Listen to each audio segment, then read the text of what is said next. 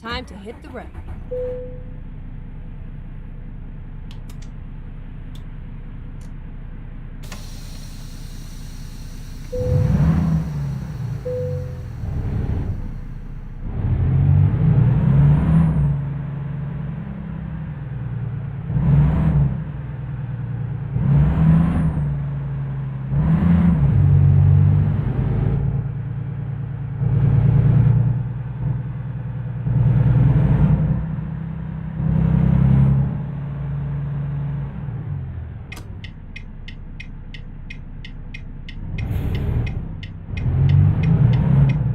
Turn right.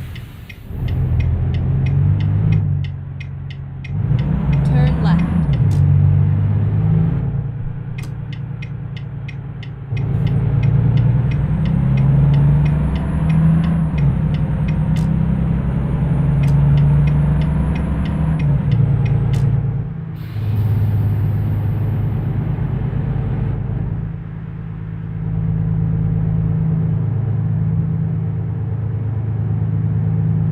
Good afternoon, everyone. This is John Tapp with the Volvo VNL-860 style.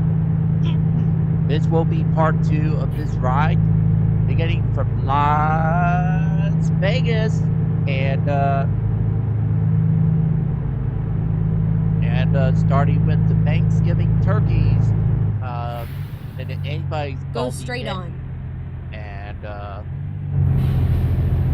or whoever needs it. So needs to shop more. In fact, let's deal with them this afternoon, folks. And then turn left.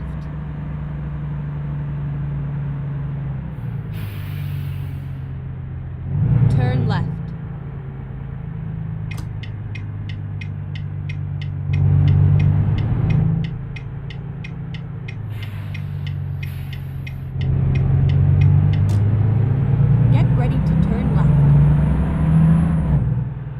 Turn left.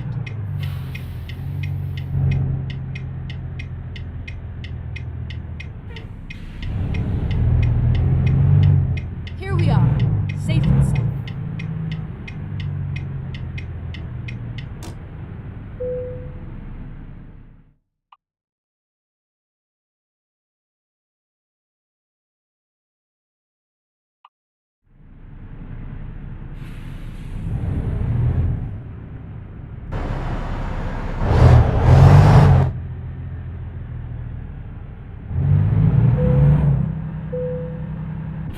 Ready to roll. Never mind, I'll find a new route.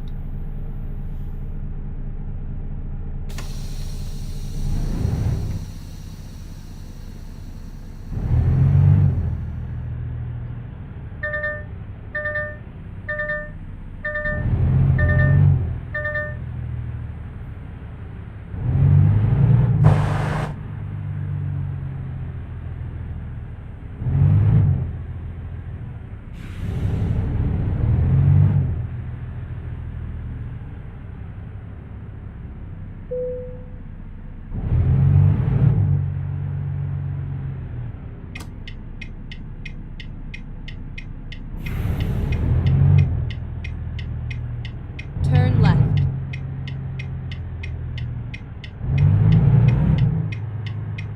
Turn left.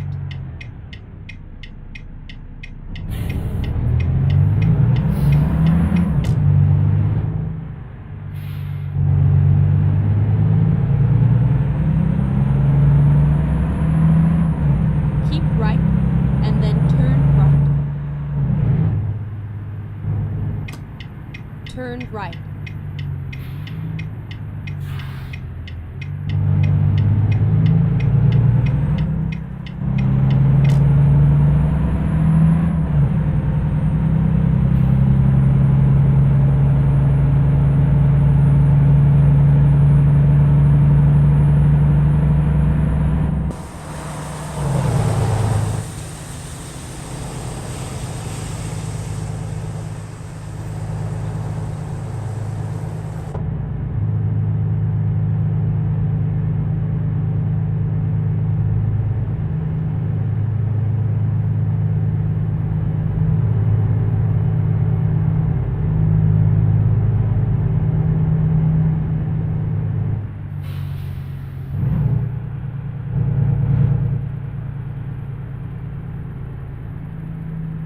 Go straight on.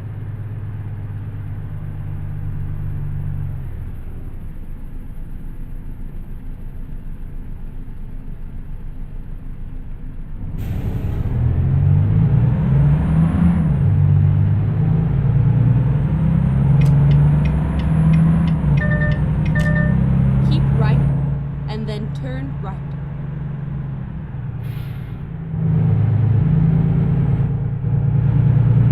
Turn right.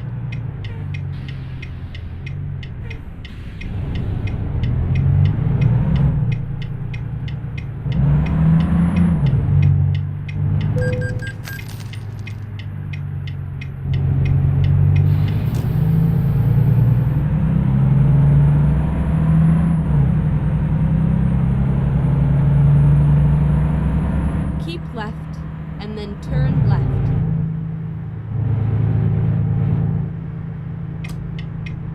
Turn left.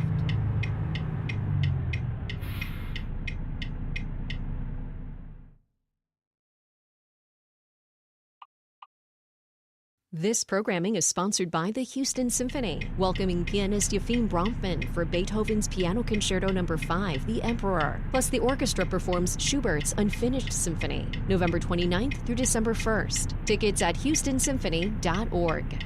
Dairy Girls. And so he's got a kind of sly way of importing a little bit of humor, kind of sneaking a little bit of humor into these otherwise really tense, suspenseful situations.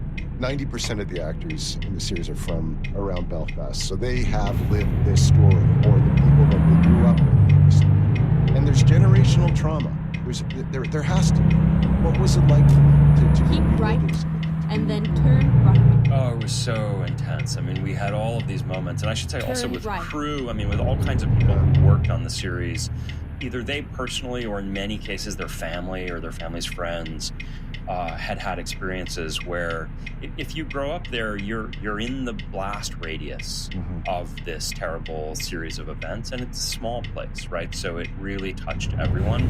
But to me, that only added to the feeling that we needed to tell this story with integrity, because we had so many people involved in the production who had a lot of skin in the game, right? Who know that they need to go back and show their families this series and feel as though the truth of that period of time has been captured in a way that they recognize.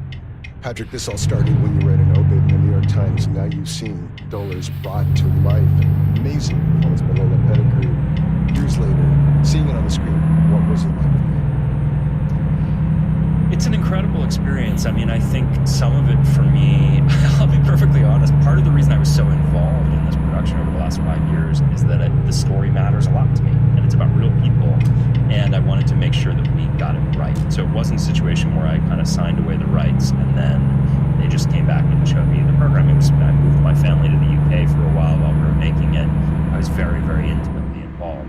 When you're that involved, you get so close to something that it can be hard to see it objectively. So it's been really nice just the last few weeks to start experiencing it the way a viewer would experiencing it and seeing how well it's come together. And I think that there is a kind of visceral quality to what you can do in a television series. When you see Jean McConville taken away, you hear the cries of her children, you watch Brendan Hughes running through the streets of West Belfast being chased by the British Army, you feel it, you know, in a kind of physiological way, right? Your heart is beating, you're right there. And so the emotion and the intensity that you can achieve in a really well-made drama, I think is doing something different than what you do on the page. So it's different from the book, but I think it has a tremendous power of its own. That it does. Say Nothing. Patrick Radden-Keefe, thank you very much. Congratulations. Oh, thank you so much for having me. Patrick Radden-Keefe is the author of Say Nothing, a true story of murder and memory in Northern Ireland. The TV series Say Nothing is available now on Disney+.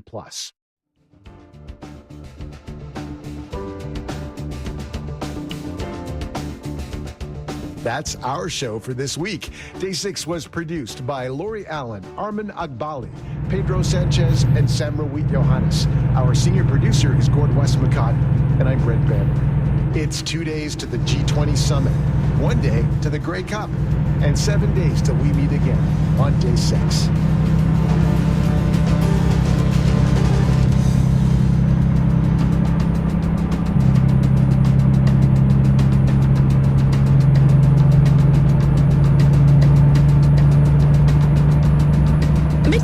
this season. Join Houston Public Media as a new member today, and you can select a ticket to News and Brews at St. Arnold Brewing Company. Your donation of $144 will support trusted local news and give you a chance to connect with your favorite hosts over brews, bites, and conversation. Join the community that makes this possible at houstonpublicmedia.org/donate or call 888-909-0887. It's News 88.7. Jason Clark here with you on this Sunday, transitioning into the afternoon. Overcast skies around the area. Some rain may be falling depending where you are. That is expected to continue through the rest of the afternoon. Heavy rain is expected for the remainder of your Sunday. High temperatures around 83 degrees. Your Monday kicking off your week also going to be wet as well. High of 83. Tuesday will be sunny with a high of 80. And then the big news, that cold front rolling in on Wednesday, only a high of 69. This is your NPR station, KUHF Houston, News 88.7, a service of the University of Houston. It's noon. It's the Splendid Table from APM, American Public Media. I'm Francis Lamb. Thanksgiving is right around the corner, and we're going to get you ready for it today. It's not like we get up in the morning and, get your hands right into some poultry on a daily basis.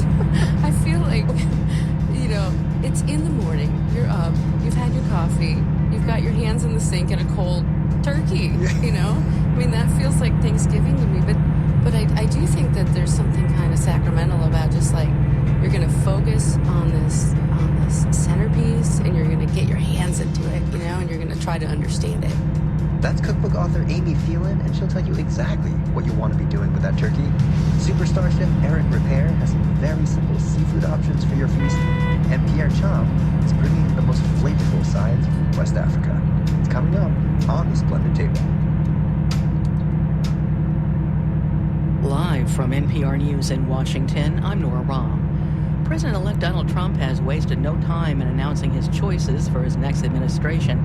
NPR's Mara Liasson reports some are considered questionable, including Tulsi Gabbard to be the Director of National Intelligence, Matt Gaetz for Attorney General, and Pete Hegseth for Defense. None of these three people has experience running large organizations like the Department of Defense or Justice, or specific knowledge in these fields.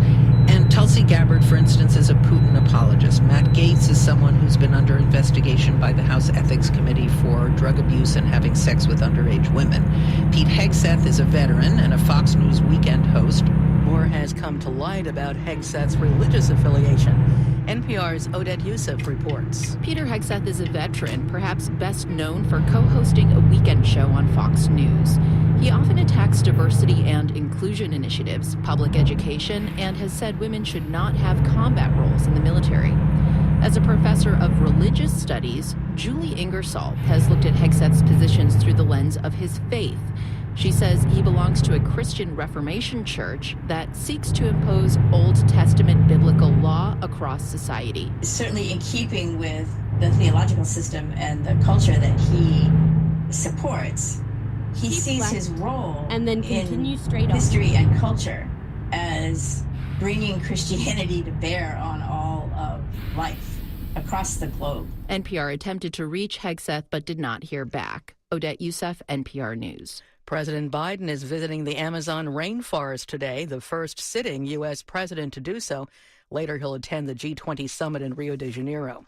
Palestinian officials say dozens have been killed in an Israeli airstrike on a residential building that housed at least 6 families in northern Gaza. NPR's Ruth Sherlock reports. With much of northern Gaza cut off by the Israeli offensive against Hamas, Palestinian rescue workers are mostly unable to operate there. So there's little help for the wounded, and it's hard to get official figures of how many people died in the strike on this residential building in Beit Lahia in northern Gaza.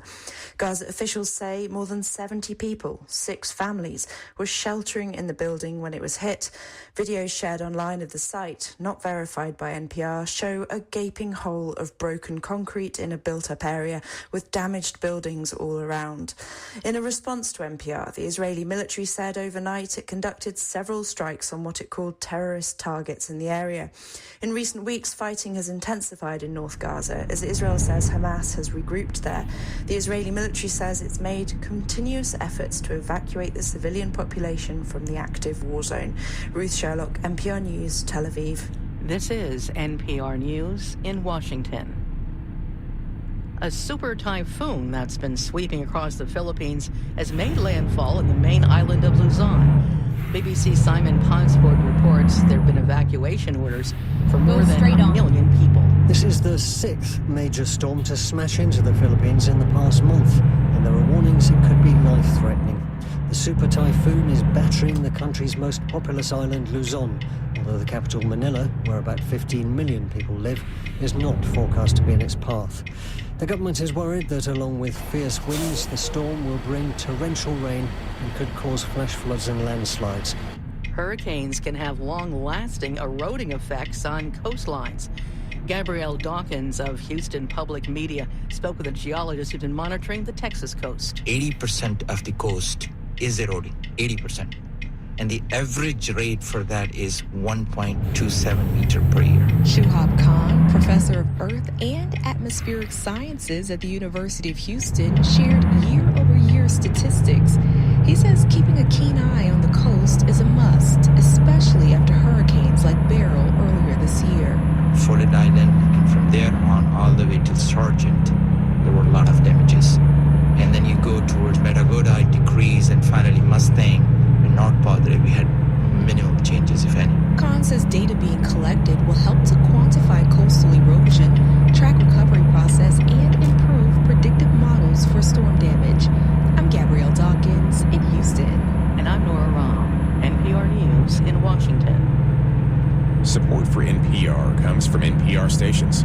Other contributors include FJC, a foundation of donor-advised funds working to maximize the impact of charitable giving and to create customized philanthropic solutions. Learn more at fjc.org. Splendid Table is supported by Made in Cookware. Made in Cookware is crafted by chefs for use in restaurants and home kitchens around the world. The cookware can be found at madeincookware.com. And by Sunsweet Growers, celebrating the holiday season with an array of dried fruits. Sunsweet offers prunes, dates, and apricots for use in seasonal and year-round cooking and baking. Information at sunsweet.com. Sunsweet, a feel-good fruit. I'm Francis Lamb, and this is the Splendid Table from APM.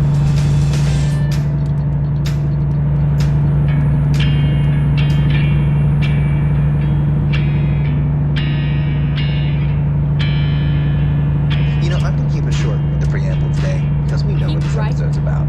Thanksgiving is just a week away, and we want to get you all set up with tips, inspiration, and some simple dishes you're really going to want to put on your table. And we're going to start first with the wonderful author, Amy Thielen. Once a chef in high-flying New York City restaurants, she spent the last decade or so back home in northern Minnesota, writing absolutely wonderful books about Midwestern food. Her new book, Company, is all about how to host terrific dinner parties with no fuss or stress, which makes her a natural to help us out today. Hey, Amy, it's great to see you. Hey, Francis, thanks for having me. Congratulations on the book.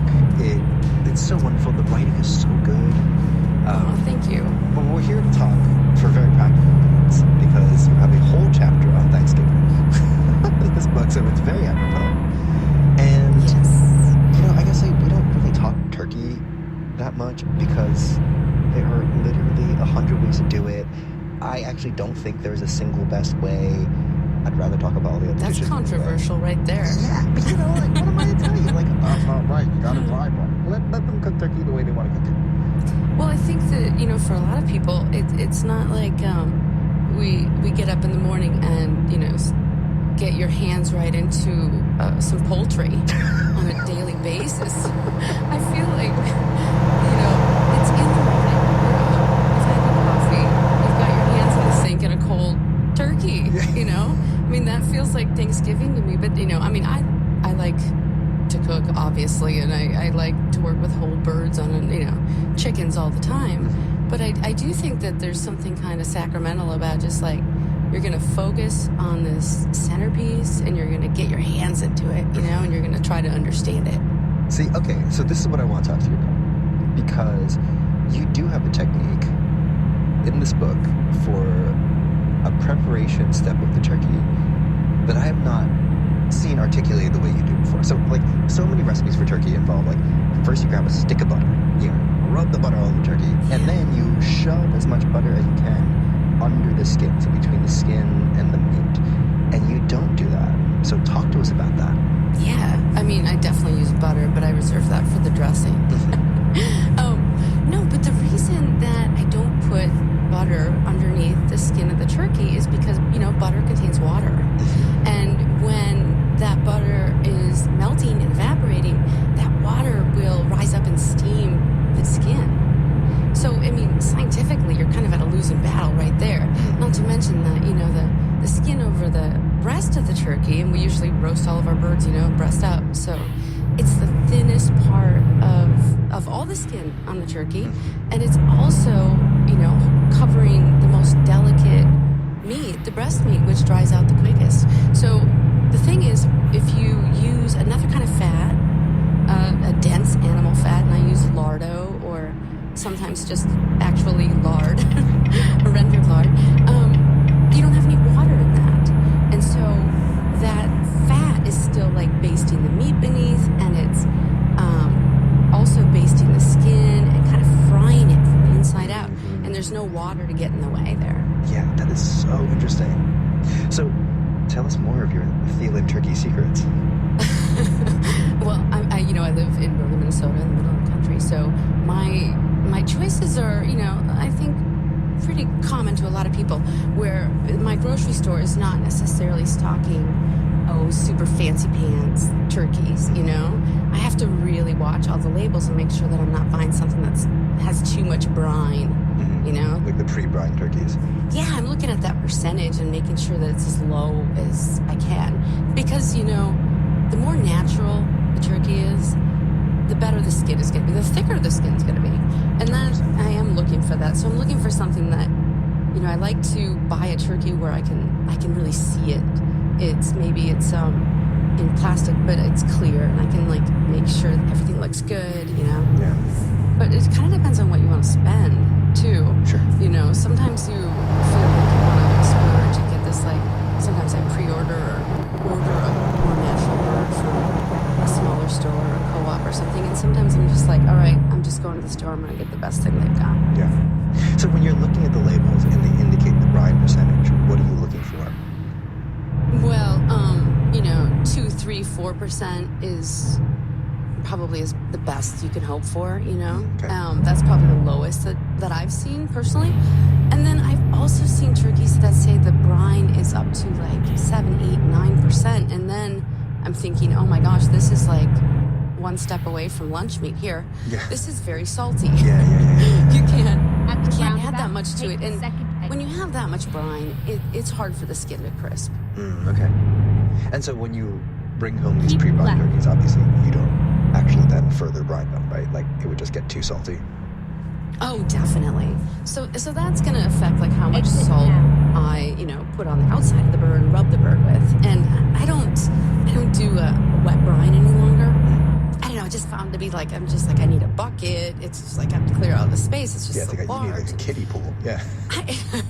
And so I just thought, okay, well, I know that, scientifically, if I just rub the salt and the pepper into the bird inside and outside, and I put it in the fridge for a while to dry, that's going to basically have the same effect. It's not going to add, moisture or water, but hopefully we're not going to dry it out in the oven, so we're going to preserve what it's got. Yeah. But, if you want that crispy skin, you want kind of a dry touch to the outside before you put it in the oven. So that drying before, it goes in is really essential, I think. Yeah, right on. And the pre-salting. Yeah. So you mean literally don't put it in plastic. If it's in plastic, take it out of the plastic. Don't cover it. Yeah. Just let it hang out and let the air really sort of dry the skin out. Yeah, that's what I mean. That's, I rub it with salt and pepper, and then I let it, the air from the fridge dry it out, which is the same principle behind, any of that Chinese roasting with Peking duck or, things like that. You really do need the dry skin. Yeah. All right, so let's move beyond the turkey to go with the turkey. Obviously, mash them if you got them, but you have this amazing alternative potato recipe called Funhouse Baked Potatoes. What are those?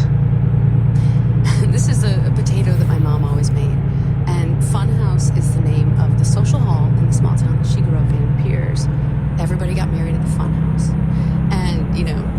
parties took place at the funhouse, and it was aptly named. But there were these women who cooked at the funhouse, and they would do potatoes for large groups, like 100 people, 200 people, and they would slice the potatoes in half when they're raw, and then you rub it with butter. Yeah, horizontally. Yes, so you have the potatoes horizontally, and then you crosshatch them. So cut them kind of like you would cut a mango or an avocado to get cubes, but not all the way through the skin. And then So you're slicing it in the flesh, but keeping it as potato halves. Yes, that's a better way to say it. Yes. It's a team effort.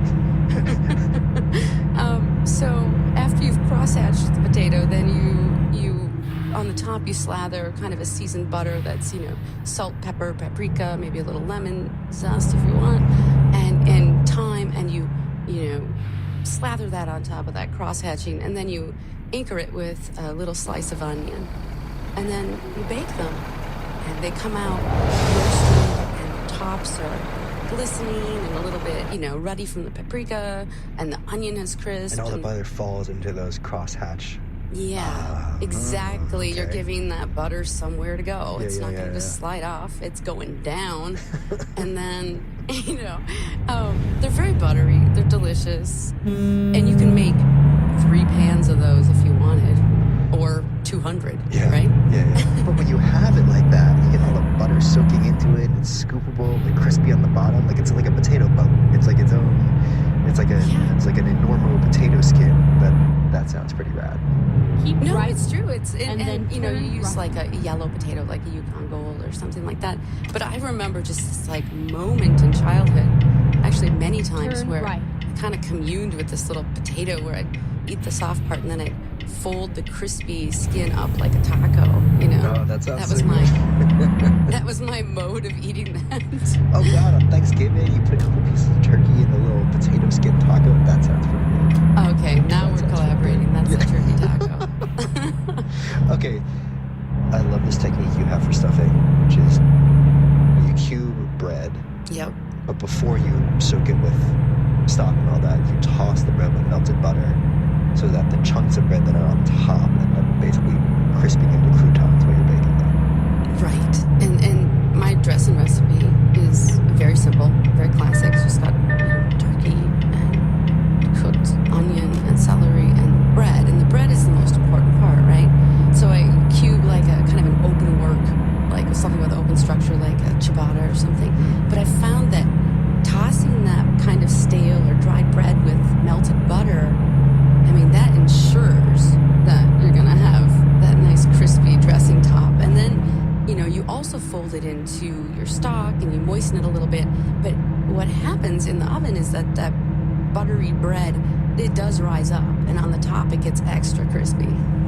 That sounds so good. Yeah. It was a technique that I started doing when I was making bread pudding, actually. Yeah. It's like a savory bread pudding, really. We'll be back with more Thanksgiving advice from Amy Phelan, author of Company, The Radically Casual Art of Cooking for Others. And then, coming up, Chef Eric Repair with some thoughts on seafood for the holiday. Stick around. I'm Francis Lamb, and this is The Splendid Table from APM. News and Brews is back this February at St. Arnold Brewing Company. Join your favorite Houston Public Media hosts and journalists for an exciting evening of brews, bites, and conversation. When you donate $144, you can select your ticket, and if you give today, we'll throw in a free pint glass as a special gift. Don't miss this chance to connect with us. Visit HoustonPublicMedia.org/donate or call 888-909-0887. Hi, this is Steve Inskeep with NPR's Morning Edition, which reminds you of the power of one human voice.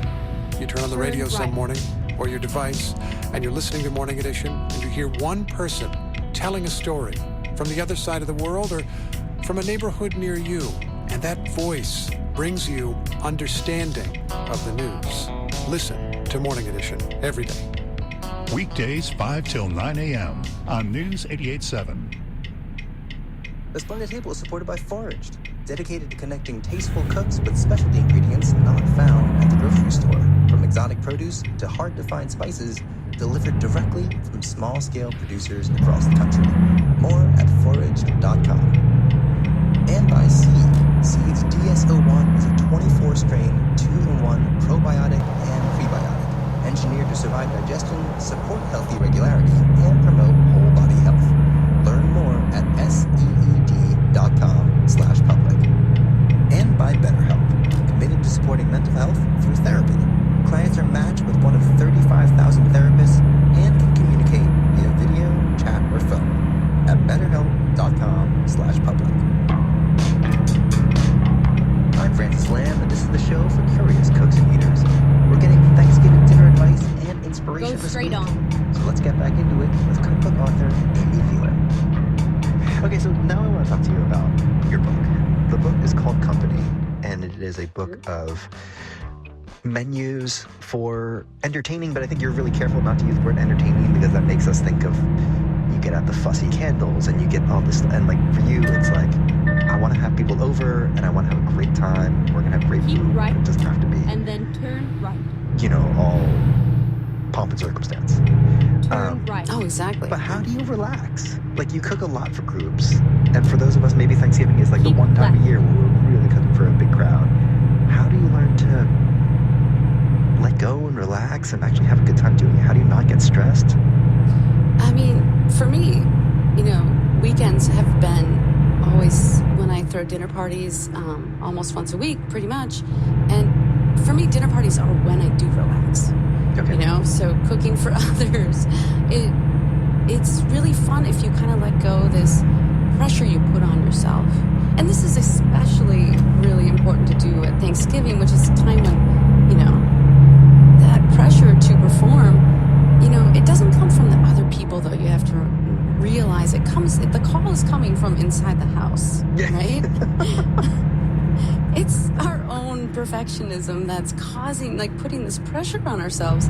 And I think that for me, one way that I've really relieved that is to just take joy and find enjoyment in the process itself. Now, Thanksgiving's a huge meal, so it's, you know, you do have to have some organization, you start ahead, you know, so that you do have time to relax a little bit. But I think it's really important to like kind of, commune with like what we're doing, you know, and enjoy what's going on in the pan in front of you. And just that sensory overload that is cooking, especially at Thanksgiving when you've got like a full range top full of stuff, you know, but all of those smells and those flavors, everything's just like so beautiful. I love that. It's almost like you have to have gratitude for the moment, even if it's a little stressful. It can be a little stressful, let's be honest, especially Thanksgiving, because, you know, you're coordinating like more things than you usually have to coordinate. Sure. But at the same time, you have to remember that, you know, people are just super grateful that you're cooking for them. Yeah. And that you're putting that work in. And they'll get you back sometime, too. But don't you notice when you go to somebody's house, like everything tastes better at somebody else's house? Yeah, because I didn't have to do it. Yeah, for sure. Well, it's true. Well, from a practical standpoint, too, you also have this idea of what you call anti-hero appetizers, which I kind of love. Tell us what you mean by anti-hero appetizers and what are some good examples? I mean, especially when you're making a big meal. We don't need to be heroes here. You know what I mean? And if in addition to making the meal, we're also making these kind of elaborate appetizers, it's kind of like a Tracy Flick moment, you know what I mean? It's like overachieving. And honestly, it's just not necessary because we don't want to fill up, especially on a holiday. We want to reserve some space and some hunger and appetite for the main event. Yeah. So anti-hero appetizers are just kind of like rummaging through your fridge and finding something that you can kind of whip together. And also just kind of expanding, you know, the notion of like, what is something to snack on? Sometimes it's popcorn, you know, like tossed with a little bit of extra curry powder or something. Sometimes I've made a really beautiful like grilled cheese sandwich with like great sourdough, and then you just slice it into these little tiny squares like you would for, you know, a 2-year-old. Yeah. And then you put that in front of all these people, and adults will go mad for this. You know what I mean? Well, that does sound amazing. But now I'm having like horrible visions of like, oh my god, now I'm making like 18 grilled cheese sandwiches because people can't get enough. Well, it could devolve into that, and you want to be careful. But, you know, sometimes I'll see, what do I have in the cheese drawer, and I'll like crumble up some feta and then put it in a bowl with loosen it up with a little bit of cream or maybe a little yogurt, and then, I'll make like a look on the shelf and see if we've got some dried fruit, and, just kind of macerate that with a little bit of lemon, olive oil, pinch of curry powder, whatever, and put that on top. All of these things next to grilled bread are just... And set that out with like a big old hunk of bread and tell people to help themselves. Right? Yeah. It doesn't have to be super complicated. Sometimes the simple things are really good. And one thing I think that's important is that any appetizers you do have, they should be snug, So your olives, your pickles, your vegetables, whatever, they should be like kind of crowded in these little bowls. It's just somehow more appealing. It feels like there's more, just like the bowl fits the thing. Small bowls, Does that make sense? okay. Because it looks like it's down. Small bowls. Yeah. I got a huge collection of little tiny small bowls. And okay, so when we get to the end of the day, there's going to be cleaning. There's sort of no avoiding that. Hopefully, you're in a home where people are like, oh my goodness, you did all the cooking, we'll do the cleaning. And you're like, okay, great. Meanwhile, you've cleaned as you went. But you do have this really lovely essay called A Note on Cleaning Up in the book. Tell us about that. Well, I wanted to write about cleaning because it's such an integral part of cooking. And I feel like it's where some people get derailed. And, even as like a committed cook, I sometimes get derailed with it too, because it does get to be a lot. But I think that it's hard to want to cook on a daily basis, and if some little part of it doesn't sort of take some enjoyment at least in the process of cleaning. And I just mean like that feeling of satisfaction that you get from wiping down your countertops, and cleaning your stove, and kind of righting the world, cleaning up the kitchen at the end of the day, at the end of the cooking process, and making sure it's ready to go for tomorrow, So you can start this whole thing all over again, because we're going to be hungry tomorrow, If there's one thing we know, is that, yes, that people are insatiable, right? It's just that we'll wake up and we'll be hungry. And if the kitchen isn't put back together the way that I like it to be put back together, I'm going to wake up on the wrong side of the bed, so to speak. You know what I mean? Yeah. So I do take a little bit of pleasure in like kind of buttoning things down. And I do allow other people to help me, especially on Thanksgiving, which is, let's be honest, a massive meal. But for regular dinner parties, sometimes I sort of kick people out. I do enjoy, getting out the broom and just like finishing it up. Yeah, I love that. Although as a guest, even if your host is trying to kick you out, you always have to insist at least once that you'll help clean up. Guest rules. Oh yeah, it's like accepting a piece of pie. Yeah, always insist at least once. If they really say get out, okay, fine. Well, Amy, this has been really, really lovely talking with you. It's been so fun. It's been really fun talking about turkey and all the rest of it with you. Happy Thanksgiving. Yeah, happy Thanksgiving to you. Amy Thielen is the author of Company, The Radically Casual Art of Cooking for Others, and she left us with a recipe for those melty, soft, onion-topped, funhouse baked potatoes. You can find it at splendidtable.org.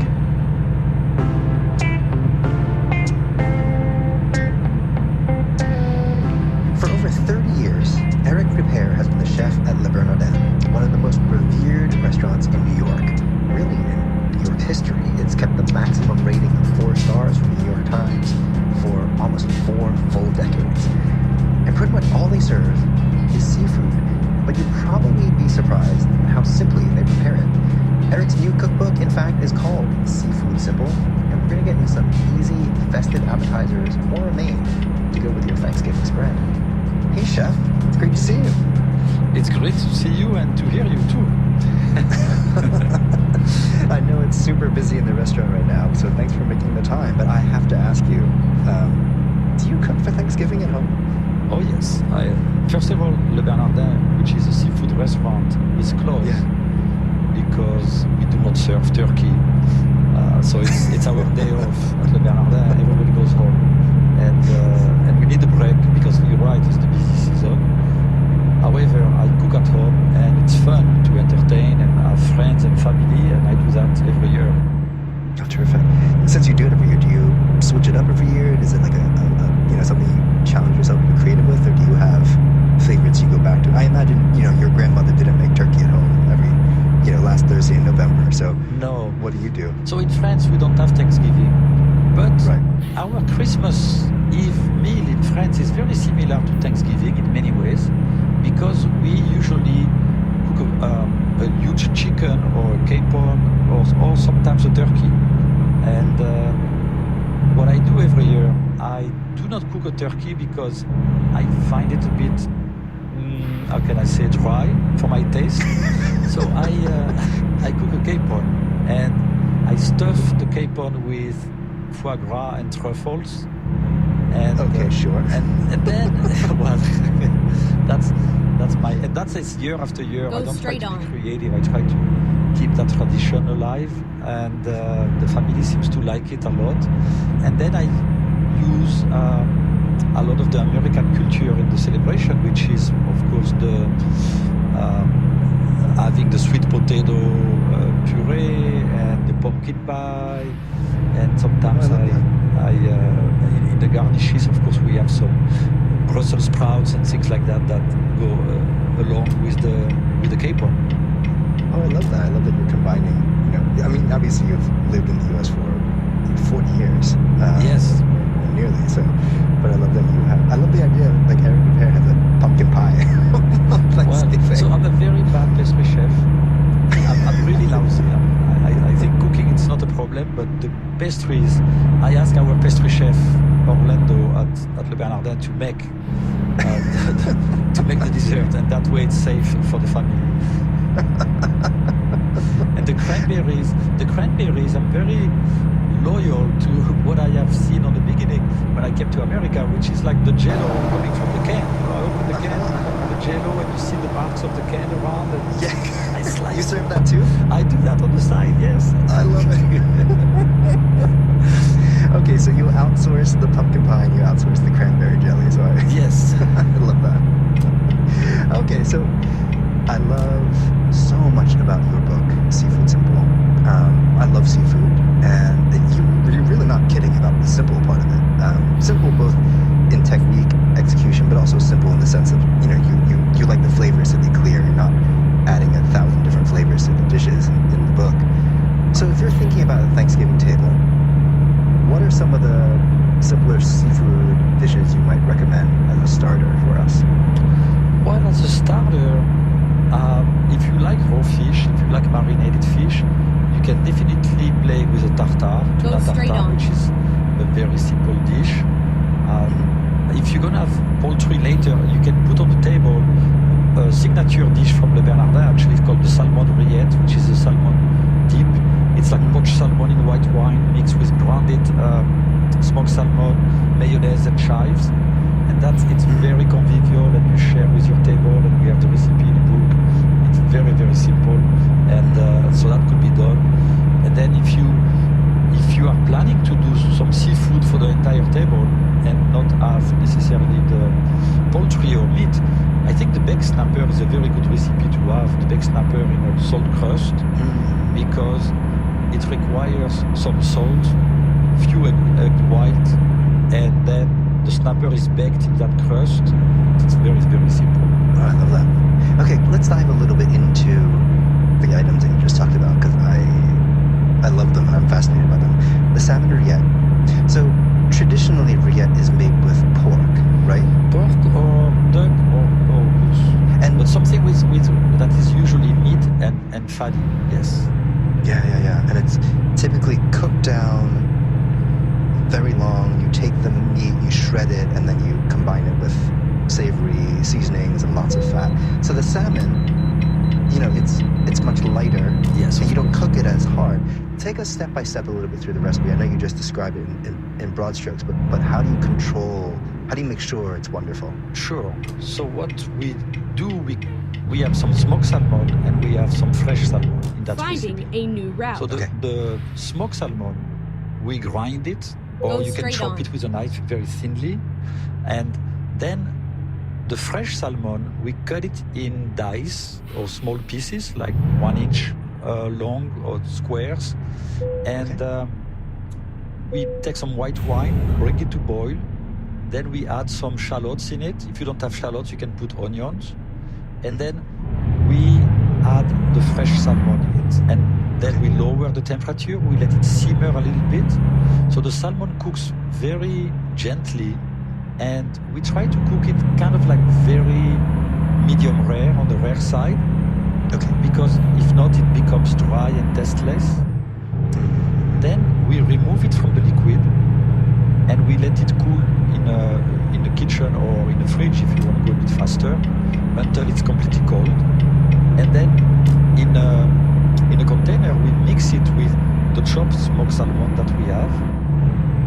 And then we put some mayonnaise and chives that are thinly sliced.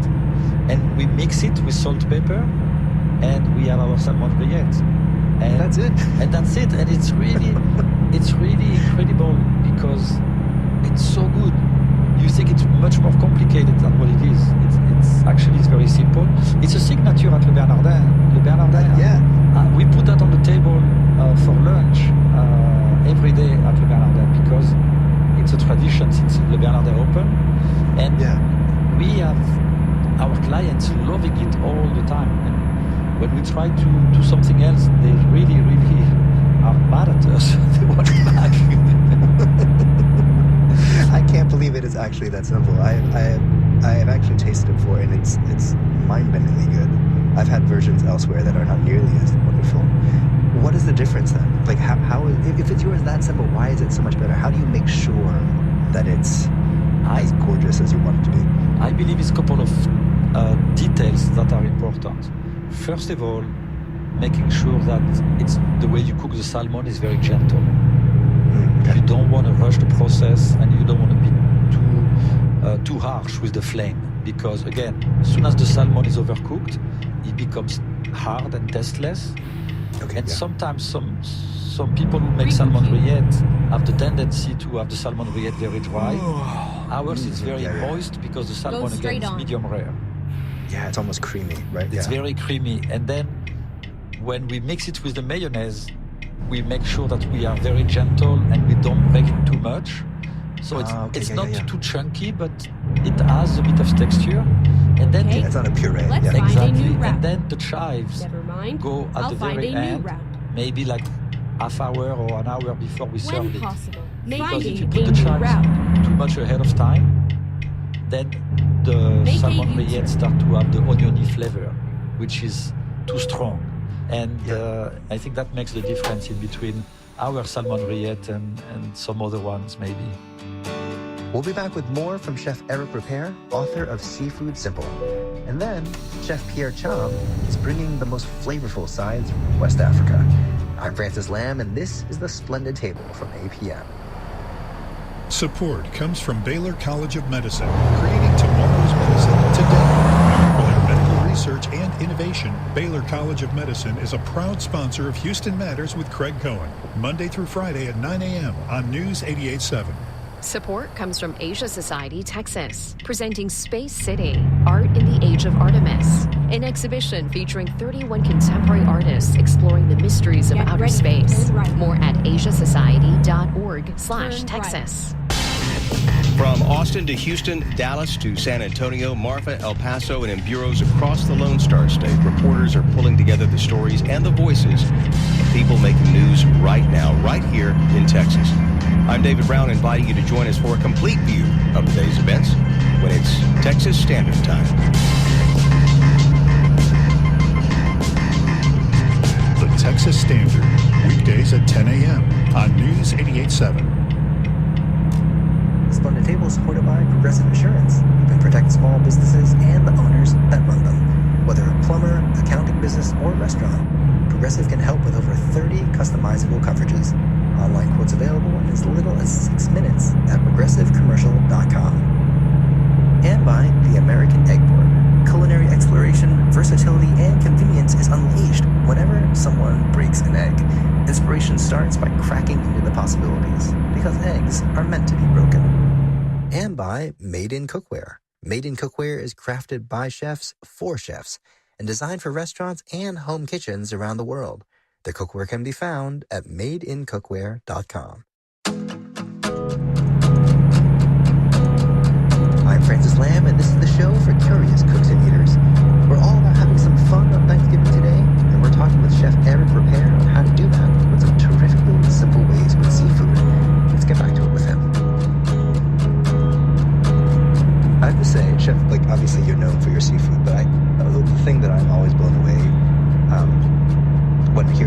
food, certainly when I taste it, is your sauce work.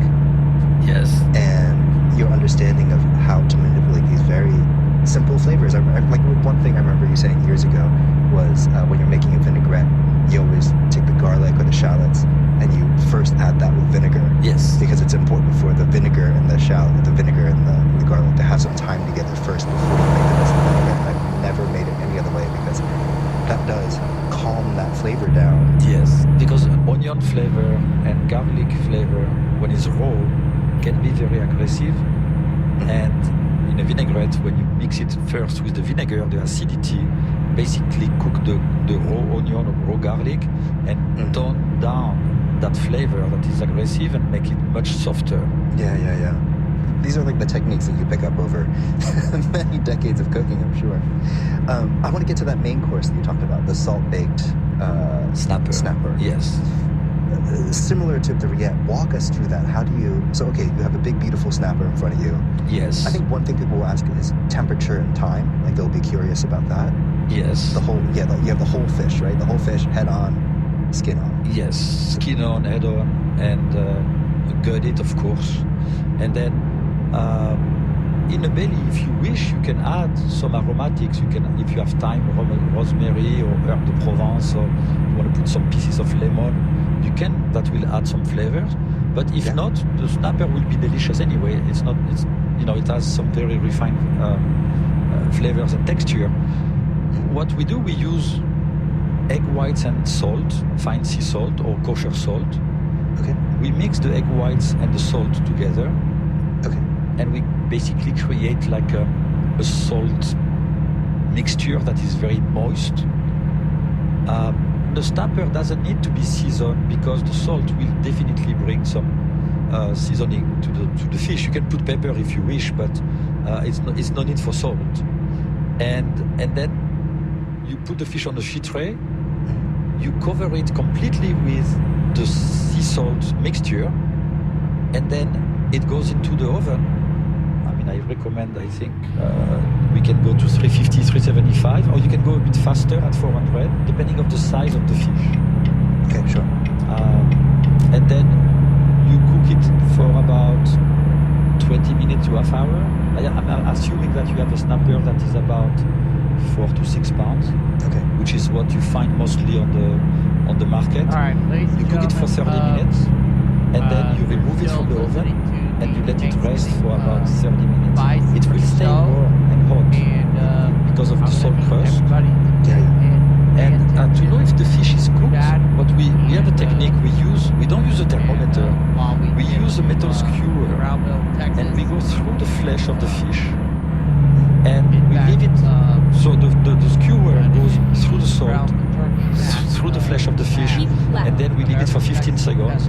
Then we touch the top of our hand, and the skewer should be warm. If the skewer is cold, it means the snapper is not cooked. And then if the skewers come back too hot, it's probably overcooked. And then you basically burn yourself and you're punished, but it's no reason to do that. But you put it at 400 degrees, and then half hour, remove it, let it rest, and then serve it. It's going to be perfect. It's almost guaranteed if the fish is 4 to 6 pounds. That's great. By the way, when you remove the salt, so you use a spoon or a spatula. Okay. When you remove the salt, the skin of the fish will come with the salt. So you have to break a little bit the crust because it's going to be solid. The egg white and the salt will become hard. You break it a little bit, and then you remove it. The skin will come out of the snapper. Yeah. And then you will have the fish basically without skin and without the salt. And you just have to separate it from the bone with a spatula or a spoon. And because the fish will be cooked, it will be easy to remove from the bone. You lift the fish bone, and you do the same with the fillet that is underneath. Yeah, and you just serve it with a drizzle of olive oil and lemon. A bit of olive oil and lemon juice, and that's it. And it's very simple. I mean, you have very little to do. You just have to make sure that you keep an eye on your oven. That's it. Yeah. And the thing I love about this technique right, is it automatically seasons the fish. Obviously, there's a lot of salt, and somehow magically it never makes it too salty. No, it doesn't, because the skin is protective from the flesh. Okay. You see, like the skin absorb and will definitely, the salt will definitely penetrate a little bit the flesh, but never too much. Yeah. It's kind of amazing because you see all that salt and you're like, oh my God. And you taste it, it always just tastes perfectly. I guess the one thing to be careful of is when you're breaking the salt crust, you really do remove the salt crust, because then if you start taking the flesh and it's like, yes, you get part of the crust on it, then obviously that will be very salty. So I guess you do have to be a little careful when breaking that. Yeah, you have to be definitely careful and make sure the salt is no longer in contact with the flesh. Yeah. Let me ask you one more sort of like philosophical technique question. Sure. You know, something I've always noticed about your cuisine, and that's reflected in the book, is how gentle you are with the fish, right? You've talked about that with the rillettes. You know, you're poaching it gently. You're only cooking it medium rare. You don't want to really cook the salmon. And even with the snapper, you're talking about baking it gently in the salt. I know half your menu typically is raw, barely touched. And then the other half that's cooked. Most of the time, you feature steaming and baking more than, you know, what you might think of as sexier words like grilling, searing, roasting. Yes. Why do you think these more gentle techniques highlight the fish better? Well, seafood and fish in general is very delicate, especially white fish that are not rich in oil or fats. Are extremely delicate, not only in texture but in flavors. And it's very easy to overwhelm the delicacy of the fish. Let's say we take a piece of halibut and you grill the halibut, or you saute the halibut too much in a pan. You're going to create a crust that will be actually pleasant with the texture. But the halibut, which is a thick fillet usually, for instance, will be underdone in the center and very overcooked on the outside and dry. And also the crust, when you create that crust with sauteing in a pan with oil or grilling, will have a flavor that is not the halibut flavor. It's coming from the metal of the pan, or it's coming from the flavor of the oil that has been at very high temperature. If you really want to enjoy the flavor of the halibut, you want to enjoy the juice and the texture, and because it's a very juicy fish, you need to steam it or you need to poach it, because that technique is very gentle and it will preserve all the flavors and it's no interaction with any other flavor. So that's why we do that very often. But some species like to be grilled or seared. For instance, if you take a steak of tuna and you grill it or you sear it in a pan or saute it in a pan, the tuna is very rich. It's very fatty as a fish, in a good way, of course. And that fish can tolerate and can accept to be grilled and to have that crust. And it's a fish that is much more meaty than a halibut or a snapper. And therefore, that fish can be enhanced by using the technique of grilling or sauteing. But a fish like a snapper or cod or halibut that is so delicate, you may want to be very gentle with your approach to it. Until you may want to break the rule when you have the habit of cooking with it and say, actually, I can break the rules, I know how to do it. But until then, I recommend that you use gentle techniques to again, enhance the qualities of those items. I love it. All right, Chef, thank you so much for making the time for us today. Oh, it's my pleasure. Thank you so much for having me. Eric Ripert is the author of Seafood Simple, and he's the chef of Le Bernardin in New York City. You can find his recipe for salmon rillettes at splendidtable.org.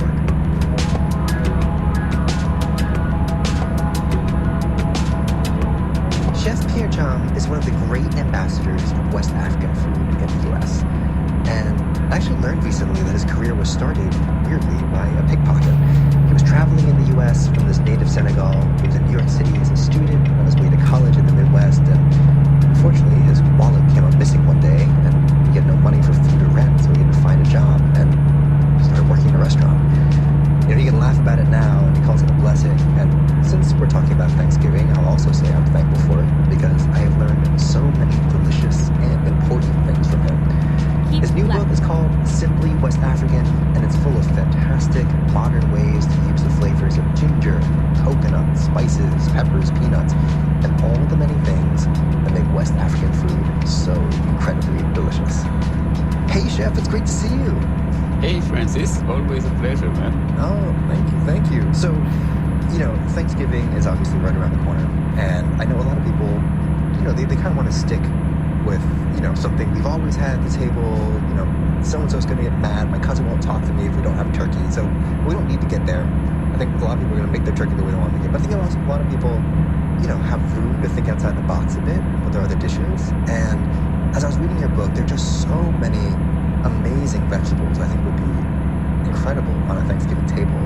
So let's start right away with greens. I feel like there's never enough greens on the Thanksgiving table, and you have coconut braised collard greens with butternut squash in your book. Tell us about that dish and how you make it. Oh, that's a great option for Thanksgiving. So it's a dish that our cuisine is leafy based green in West Africa. So I use collard greens, but you can also use any greens really that you like. You can use kale.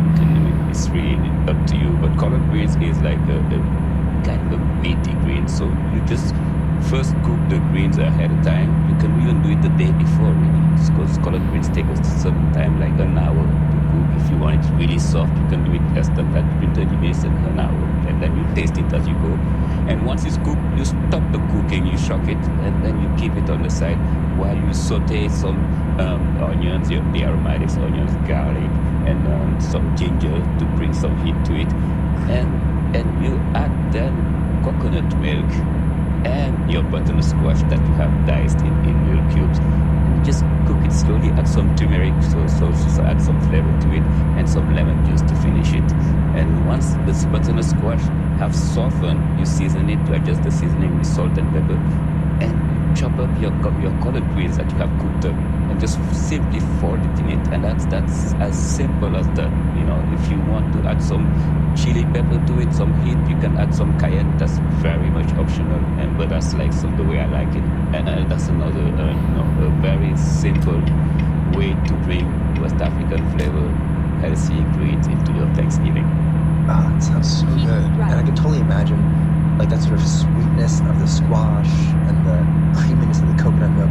And I feel like collard greens have some rep for being very bitter, but I feel like after you've cooked it for a long time, a lot of that bitterness goes away. It just has a deep, dark green flavor. Yeah, that's how you cook it a little longer. You can even keep the bright greenness by putting like a pinch of baking soda. That's a trick that a lot of people, a pinch of baking soda into the boiling water, and that gives that green, like lower the acidity of the boiling water. So that's when cooking becomes chemistry. It's always this chemistry. But again, when you finish that, it's always good to top it with fresh greens, like cilantro and scallions, chopped up scallions before serving. So you have all those layers of flavor that hit you on this very simple collard green and butternut squash side. I love it. So you say this is a way to bring West African flavors to the table, and I know ginger obviously is a huge part of West African cuisine, leafy greens as well. But is this dish typical of a region, or is this something you invented? Is there an inspiration? Is there a traditional dish that inspired this? It's an inspiration. It's a dish that you see traditionally. You see it in Benin, and funny enough, in Bahia, in Brazil. And in Benin and Brazil, they use palm oil or dende oil. So that's this red palm oil. You have to source it though. So you have like a palm oil that's sustainably sourced. It's very, very special, in terms of the floral essence that it has. The flavor that it has is quite unique. But if you don't have palm oil, you can just skip it and go ahead with like your favorite oil. So in Brazil and Benin, that's what they would use, and that dish is like that oil just adds to it. And that's where the inspiration comes from. And the collard greens is the one I use that I've added to, but usually they use amaranth leaves in Benin, for instance, and they have other type of leaves that are very popular from the region. There's so many varieties of greens in West Africa, and if you're using different greens that cook less time than whole collard green, you can add it at the end. You can start with your butternut squash and finish the cooking of the greens within the sauce itself, within the stew. So collard green is the one that takes a longer time. That's why we cook it separately. Yeah. spinach, right? Like spinach. Oh yeah, cook spinach. very quick. You finish with spinach, exactly. You wait until your squash are almost finished, and then dump your spinach and simply fold it into the stew. That's awesome. Okay, I want to get to another dish. God, I could really just like fire through all of them. This part is so good. And this is very Thanksgiving-y. You have what seems like a very sort of sort of a new classic, the crispy roasted Brussels sprouts, high heat. You get the Brussels sprouts sort of seared on the side, down in the sheet tray, and they're crispy. But you do like a harissa glaze on them. Tell us about this one. Harissa glaze is actually inspired by North African cuisine. Harissa is very popular in Senegal, but it's Tunisian background. And it's very simple. Olive oil or vegetable oil, finely chopped garlic, honey, about 2 tablespoons of honey, same amount of harissa, and a little bit of lemon zest and lemon juice to finish it. And you just simply saute the oil and the garlic, heat the oil, saute the garlic in it. Once the garlic softens, has to be fragrant, just a minute, you add your honey and your harissa, and you stir it with a wooden spoon until it starts to thicken. And before it gets too hot, you add your lemon juice and you keep stirring it. It will delay it, but you want to return it to a level of thickness so it can coat the Brussels sprouts. The Brussels sprouts have been, cut in half and roast in the oven for with olive oil for until they soften for about 40 minutes, until they have a nice, depending on the size, if they're too small, much less time. And if they're bigger, you can go a little further. Keep an eye on it. You want it to have like a nice brown, caramelized, almost crispiness to it. Then you pull it out of the oven and just put it in a bowl with that glaze, and you make sure you just coat all the Brussels sprout with that beautiful, sweet and spicy glaze. Oh, that sounds good. The harissa and honey combination, I don't think I've had that before. Well, harissa, has like fermented chili quality. That's a paste, and it has coriander, lots of like floral spices. Yeah. So it's like sort of sweet, not really sweet. It's like sort of salty, a little bit sour. Yeah. Hot, pungent, but mixing with the honey and the lemon juice sounds so good. Oh yeah. It rounds it up. The sweetness of the honey, but also the caramelization that comes and really takes to the smokiness, because you have, remember you have roasted the Brussels sprouts and almost to like be darkened. So there's a smokiness, the char flavor from the Brussels sprouts with the honey and the harissa. It really is a quite amazing combination. And that's something that's a simple, very simple recipe, really simple ingredients, and the results are magical. Yeah, I'm not going to even look to Thanksgiving for that one. That's going to happen on Sunday. All right, Chef, well, this has been so fun. I can't wait to cook these dishes. Happy Thanksgiving to you, and thanks for coming by. Happy Thanksgiving to you, Francis. Chef Pierre Cham is author with his wife Lisa Katayama of Simply West African, easy, joyful recipes for every kitchen. You can find his recipe for coconut collard greens with butternut squash at splendidfood.org. And that is our show for this week. Hope you've given you a little inspiration for your Thanksgiving table, whether you're a hardcore traditionalist or someone who likes to do something new every year. But whatever you do, however messy and stressed out the cooking gets, just remember, everything is hard enough as it is. Who cares if the potatoes get a little lumpy? Take the day, hold on close to your loved ones. The Splendid Table is supported by Storyworth. Each week, Storyworth emails a loved one a question about their life. After a year, they'll publish family memories into a bound book to keep forever. Learn more at storyworth.com. And by Progressive Insurance. Provide direct car insurance rates side by side with other insurance carriers. Customers can see rates and find an option that works for their needs. Now that's Progressive. Learn more at progressive.com. Our show is made every week by technical producer Jennifer Lupke, producer Erica Romero, and managing producer Sally Swift. James Napoli is our digital producer. Thank you for tuning in. I'm Francis Lamb, and this is APM, American Public Media.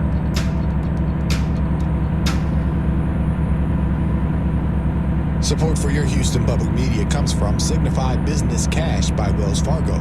With this business credit card, cardholders can earn rewards on business purchases with no caps or categories to track. Learn more at wellsfargo.com/signify. Terms apply. Support also comes from the Clarion at Brazo Sport College, presenting vocalist, band leader, and podcast host Christian Wiggs of Bandstand Presents, in concert on November 22nd at 7:30 p.m. More information at brazosport.edu/carryon. Jason Clark here with you on this Sunday afternoon. We do have some bands of rain right now in the northwest portions of the area. I think north of Hunter Creek Village, around the Beltway. We're talking through Jersey Village up to the Champion Forest. There's some bands of rain out that way. We still have a chance of showers and thunderstorms in the area throughout the rest of the afternoon. Right now, it's 81 degrees. This is your NPR station, KUHF Houston, News 88.7, a service of the University of Houston. It's 1 o'clock. I'm Christopher Kimball, and this is Milk Street Radio. Today, Madhur Jaffrey is here to tell us about a very special kind of mango. This is not your eating mango, it's your sucking mango. Have you ever had a sucking mango before? Oh, a sucking mango is a smaller mango. And how do you get the juice out of one of these mangoes? You squish it around inside. On all sides, you squish, squish, squish, squish, squish. And then you take the top off. Then you put it in your mouth and you squeeze. And what you get is juice. Lovely cold juice. Madhur Jaffrey on mangoes and more. That's coming up next on Mill Street Radio from PRX after the news.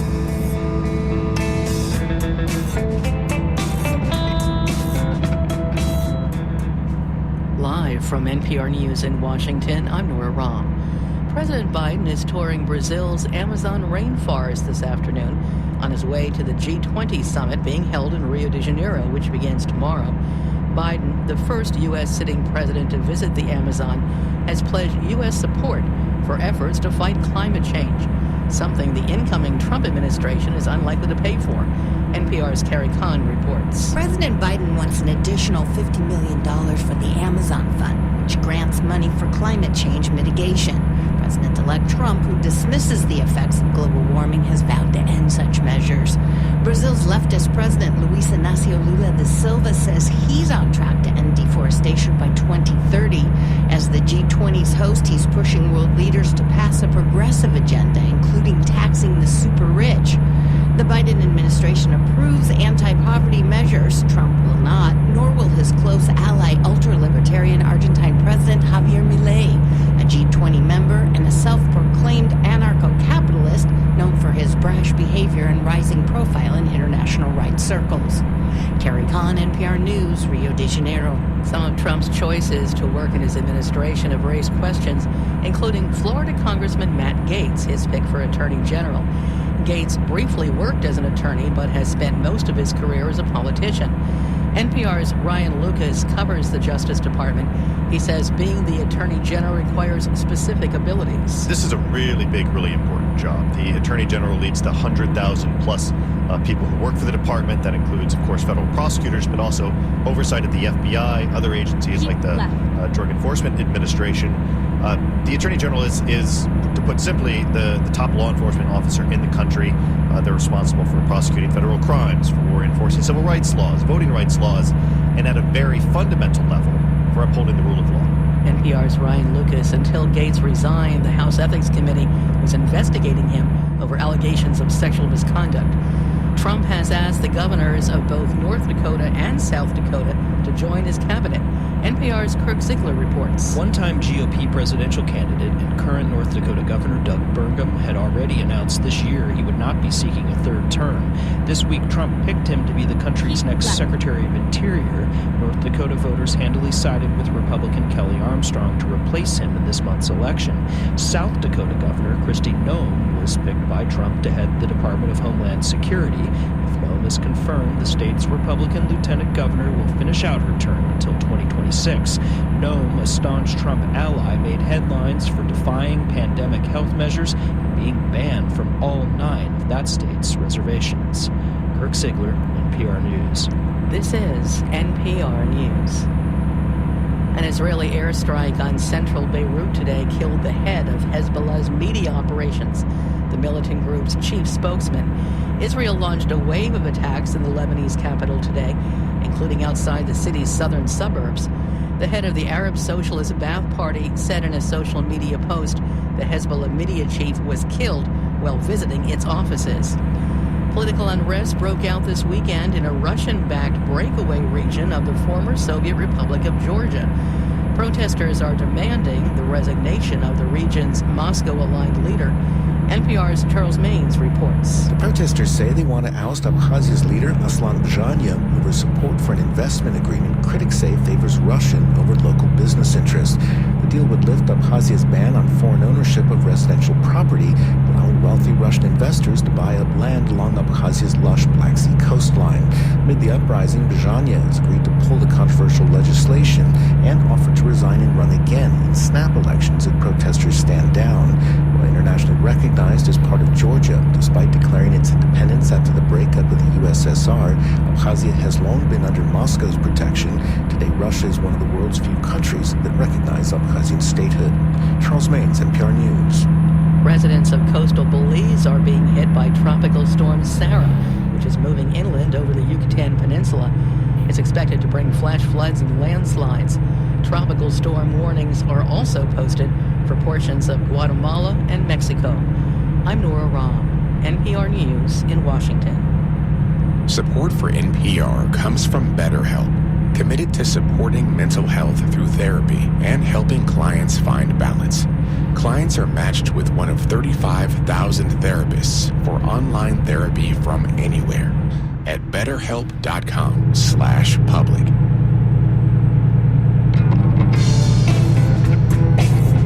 This is Milk Street Radio from PRX, and I'm your host, Christopher Kimball. Today we're joined by an icon, Madhur Jaffrey. She shares some of her favorite stories and foods, like the joys of chewing bones. You know, when I was very little, like 5, 6, everybody would finish eating and go into the living room, and I would follow and also come into the living room with my bone. I'd get all the marrow from inside the chicken bones. And I love that. I still do this to this day. I'm careful not to bite too hard because my teeth aren't so strong anymore. I'm afraid of breaking my teeth, but I still chew on my bone. We'll hear more from Madhur Jaffrey later in the show. But first, we're taking a scientific look at a very important question. Is ice cream actually good for you? Journalist David Johns joins us now to discuss his article for The Atlantic, Nutrition Science's Most Preposterous Result. David, welcome to Milk Street. Thanks so much for having me. So we're talking about studies that have shown ice cream to be beneficial from a health perspective. But before we get into that, let's just talk about science, studies, and statistics. So you write, part of the problem is, frankly, we have all been sold this idea that science is subjective and it's only guided by the data. So you want to just comment on that? Sure. I mean, I think I don't mean to say that science isn't objective or that science can't be objective, but really the objectivity of science comes out of the process of science. So it's about the interchange of ideas. And ideally, if you have a well-constructed scientific community that has a diversity of perspectives, then out of that community can come objectivity. Like science is always, it's like a moral enterprise in addition to being, you know, a search for the truth, right? And so scientists are always going to kind of worry about their studies. If you come up with a finding where you're like, ice cream is good for you, then you're going to say to yourself, like, I better check this pretty carefully because this kind of goes against everything we've already believed, right? So let's go to your case, this 2018 study about ice cream. So who did the research and what was the conclusion? Yeah, so this was just like a crazy tip I got from somebody who I was talking to for a totally different reason, who mentioned that this doctoral student who had been at the Harvard School of Public Health had found in his dissertation research this surprising link between ice cream and a reduced risk of diabetes. And so they did a whole bunch of tests, and basically, like, they had very limited success being able to explain it away. So this odd finding where ice cream somehow seemed to be protective against diabetes remained. And in the dissertation, he described how, you know, he wasn't the first person to find this signal. And I actually pulled up this paper from 2005, not thinking that it was going to have anything to do with this. And there in the data table, I saw the ice cream, and I was like, oh my God, I just couldn't believe it. I literally, like, screamed at my computer screen. And that's something crazy, like, interesting. men who consume 2 or more servings of skim-fed milk a day had a 22% lower risk of diabetes. But so did men who ate 2 or more servings of ice cream every week. Yeah, so I mean, that's a big number. I mean, 22%. Oh, it's huge. And in fact, the ice cream signal was pretty strong. Like, it was actually like 10 times as strong, like by the numbers, was 10 times as strong an effect as the yogurt effect that, had been sort of celebrated as like an important finding. So my point in writing the article was not so much about like, oh, this ice cream thing is real. It was more about like, here's this finding that kind of makes no sense, but like it's been persistent, and yet it's sort of been like looked past. Like people were sort of reluctant to accept that it could possibly be true. Because how could it be true? It's ridiculous, Yeah, but it's even worse than that, because they lied. They said, I quote here, higher intake of yogurt is associated with reduced risk of type 2 diabetes, whereas other dairy foods and consumption of total dairy are not, in a 2014 paper. So not only did they pluck yogurt out and put it at the top of the pyramid, but then they go say, well, the others didn't have that correlation, which is not true. As you just said, ice cream was 10 times more likely to reduce the risk of type 2 diabetes than yogurt. I did find that conclusion to be misleading, no question about it.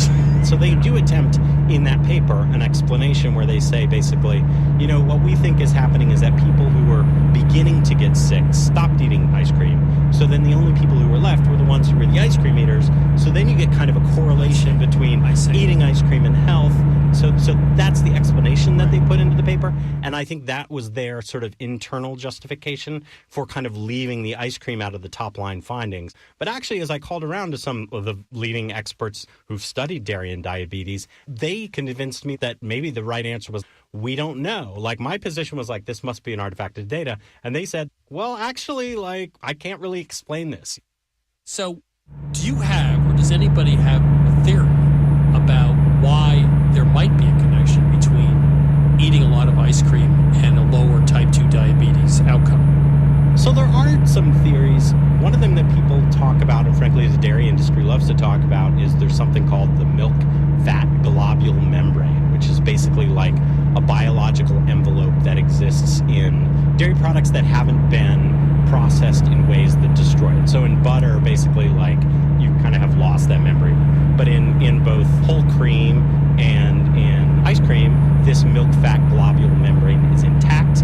And there's some evidence to suggest that when this membrane is intact, the body absorbs the fat in a different way, and so that could sort of neutralize in some ways the bad effect. But the other thing, like Dariusz Mosafarian, who's the dean of the Tufts Nutrition School, one thing he told me that I found really surprising was he was saying, ice cream's a relatively whole food. Yes, there's a lot of sugar, sure, there's a lot of saturated fat, but it's got minerals, it's got vitamins, it's got protein. So like, he actually said, and this kind of blew my mind, he said, ice cream is better for you than bread. Which I read that. I was like, what? Really? Yeah, my jaw hit the floor when I heard that one. And he has sort of a whole gradient where he charts where he thinks that foods fall on the kind of good to bad food spectrum. And I think he's in the camp that, like, white bread would be worse than more processed, whereas ice cream is somewhat less of an offender. So where does this leave you then? Every 10 years, there's a new trend. First it was, fat's bad for you. And then finally we decided the sugar industry was just laughing all the way to the supermarket because fat was the bad guy. Now sugar was the bad guy. So should we believe any of this? Or is this an example that would make us a little more suspicious of believing these studies about food and their ill or beneficial effects? First of all, any study that's focusing on one individual food or focusing overly much on protein or, blueberries or whatever it is, I think is like something that probably people should mostly get away from. And the extent to which there is just such an enormous appetite for nutritional news, frankly, that like there's this kind of unholy trinity linking the journalists, the university press offices, and the researchers themselves that cause these studies to end up in the media in ways that I think can be destructive, right? Yeah, except that this is like the world's best story. I know. I mean, there is no better story than Live Long, Eat Ice Cream. I mean, it's just absolutely perfect.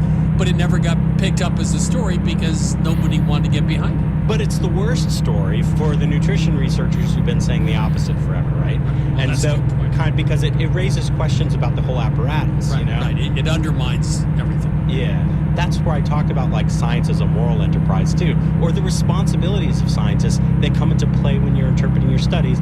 That like, okay, you just found this ice cream effect, like, would it be responsible to go out to the public and tell everybody like they could eat ice cream? You're going to double check that. Yeah. You're going to triple check that. You're going to look for things that might be like reason for you to say, it's wrong. And then the yogurt, you know, if there's another finding in there that looks more appealing and that makes more sense and that you think is like less risky, frankly, to public health, then you're going to say, okay, we can tell them the yogurt. Let's go with yogurt. Yogurt's okay. Yogurt's acceptable. That's fine. Ice cream, that's too dangerous. Well, David, you're going to leave me with the notion of just eat 2 servings of ice cream a week. We'll just let it go at that. Because that is such a wonderful notion. If that were true, and I hope it is, there is hope for the rest of us, right? I think that's right. I think I did eat 2 servings of ice cream a week, roughly, before I wrote this story, and I've continued to eat 2 servings of ice cream a week after I wrote the story. So hopefully my health will benefit from that somehow. To be unassailable, yes. David, thank you. Ice cream's good for you. What a lovely research paper. Thank you so much. Thank you. Thanks so much for having me. That was journalist and public health historian David Johns. He's the author of the Atlantic article, Nutrition Science's Most Preposterous Result. Recomputing. Now I'm joined by my co-host, Sarah Moulton, to answer a few of your kitchen questions. Sarah's, of course, the star of Sarah's Weeknight Meals on public television. Also, her latest book is Home Cooking 101. So, Chris, you mentioned that you consider yourself a lazy cook. Could you explain that to me?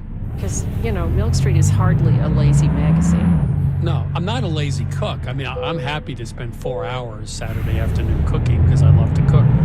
I have no problem with lengthy recipes with lots of ingredients. Get ready to turn I just think that when I look at a recipe or I think about cooking, I want to reduce everything down to the essential ingredients. For example, today in the kitchen, I tasted a pasta recipe that had pickled peppers, Brussels sprouts, bacon, and a couple other things.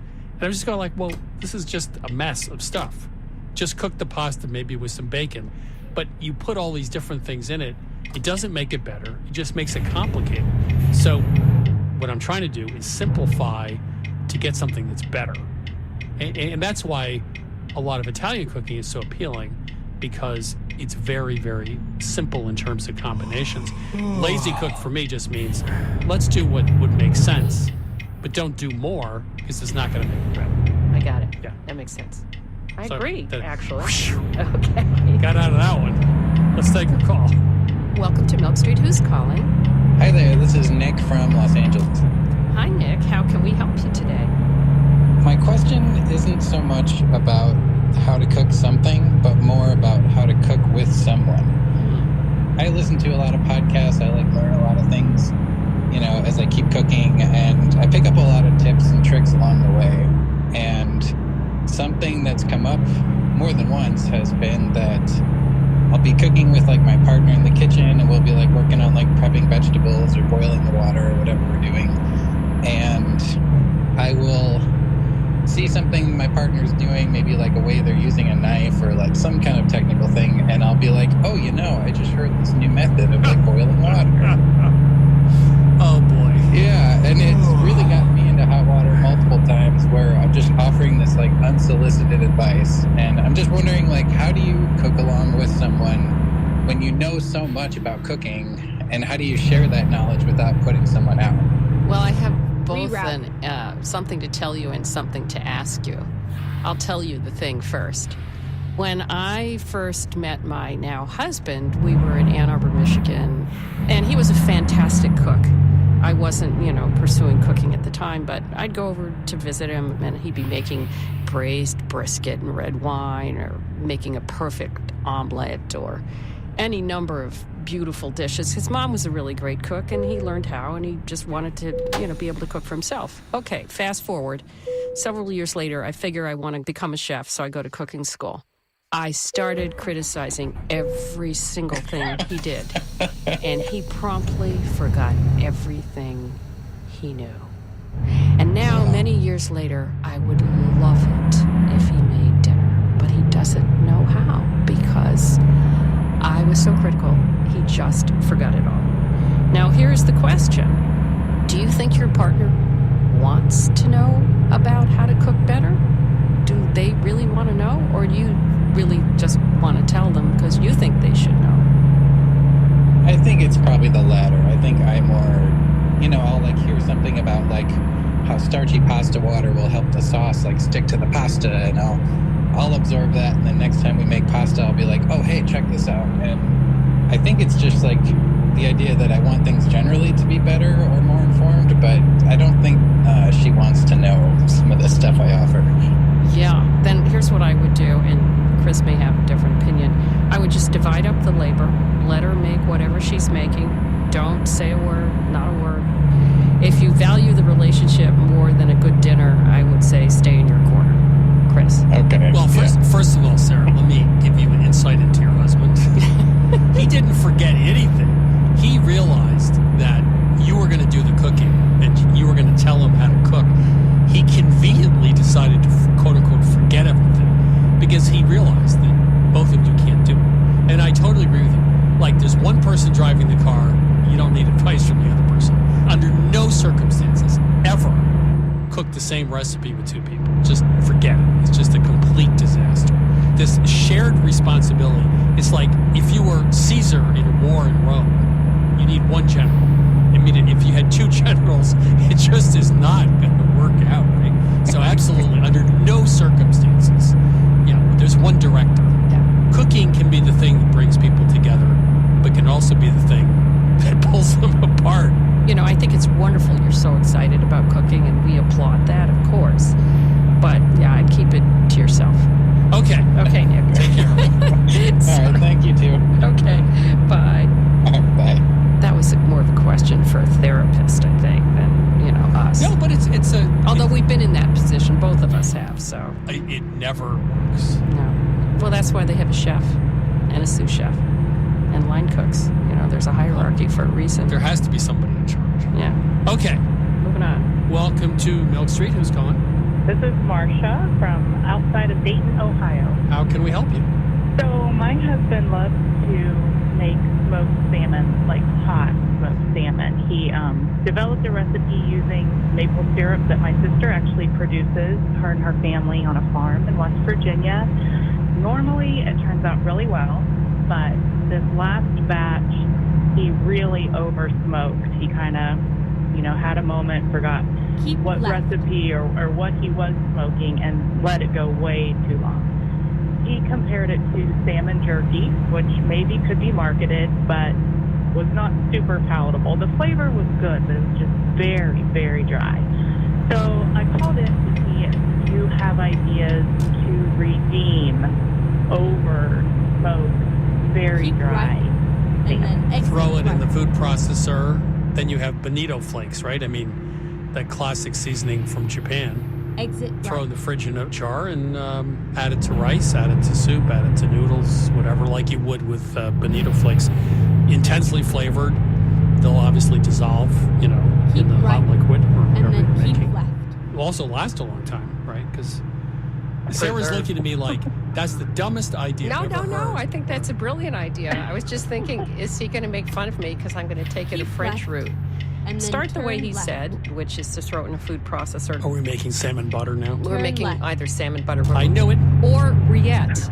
Rillette. Okay, that's good. Rillette. So what I would combine it with, this is so dry, it needs some sort of fatty thing. So combine it with some creme fraiche or sour cream or even yogurt. Make it into a spread.